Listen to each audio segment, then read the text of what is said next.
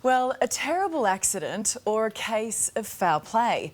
What happened to Simon, the son, brother and surfing mate who's now known as the body in the dunes? If it wasn't for his family, it would be case closed. He was Simo around these traps, the bravest boy on a board. But Simon Gaskell would become known as the body in the dunes. Headlines would read how a teenager stumbled across the body of a man, how the man had been dead for some time, and how no one, not even the coroner, knew how he died. It's a mystery buried in the sand. He wasn't a body in the dunes, he's my brother. This is a story of family and friends who've fought for justice and won. We just want to know more detail about his final moments, final days, final weeks. And that wouldn't have happened unless the case was reopened. I know he'll be upstairs, jumping in the air saying thank you everyone for doing this. I think about him every day. So now it feels more like, I want to get the answers for him. Amanda Gaskell is Simo's little sister, and she's the reason Victoria's coroner has reopened the case into how her 51-year-old brother died.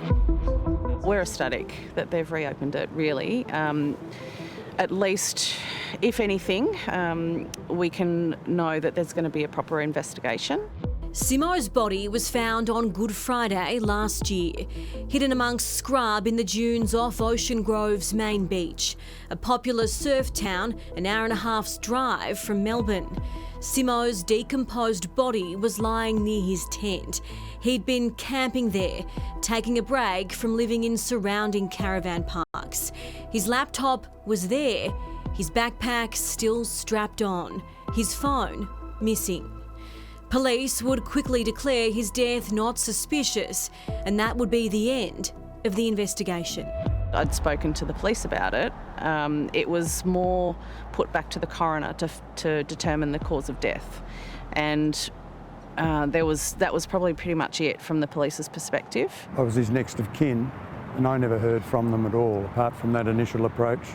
They got my DNA, and it was nothing from then on. Simo's dad, Chris Gaskell, along with his daughter, would begin their own probe after the coroner listed Simo's cause of death as unascertained. Whereabouts of his phone, why the records weren't chased up. They should have interviewed his friends. Amanda was able to piece together a timeline of when her brother may have died by finding out the last time he logged onto his laptop. We did look through his laptop. We certainly shouldn't be left to do that. That should have been something the police did. Thanks to media coverage and a summary of Simo's final weeks, the Gaskells' application to the coroner worked. More than a year since his body was found in the dunes, the case reopened.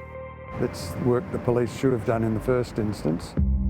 In a statement, Victoria Police told A Current Affair it will continue to investigate after receiving direction from the coroner, but will not be providing comment at this stage. This is certainly not an attack on police.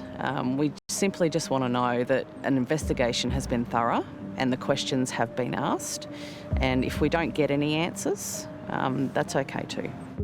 Amanda grew up on horseback, and Simo would ride the waves of Skeens Creek from dusk to dawn. He was the local Grom, the leader of the pack, and Victoria's Bellarine Peninsula was their home.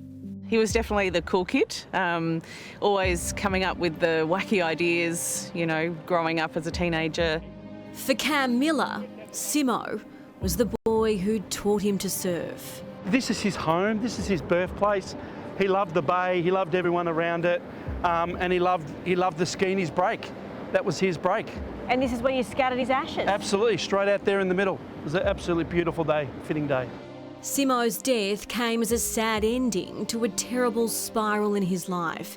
He had been battling alcoholism. I think one thing that made it even more devastating was that because he was a proud person, a lot of people didn't know what he was struggling with and how he was struggling. He kept saying to me, I wish I could go back and do it again because my life hasn't turned out the way I really wanted.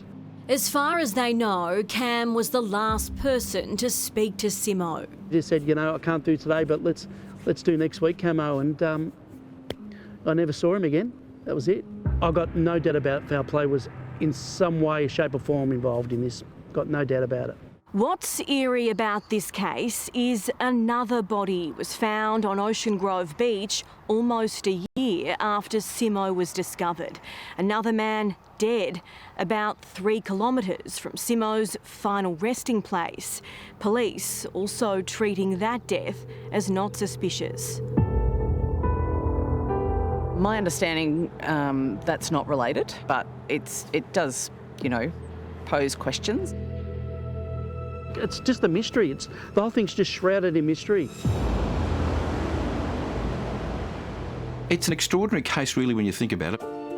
Former Victorian Chief Magistrate Nick Pappas, KC. The Act allows the coroner to reopen cases, investigations, but it's not that common, and to have done so on the request of the family is, in my opinion, very significant.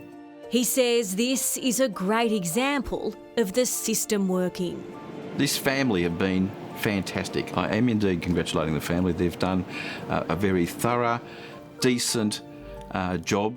The fresh probe is just the beginning, but it's a start, and it's all for Simo. This is for him, yeah.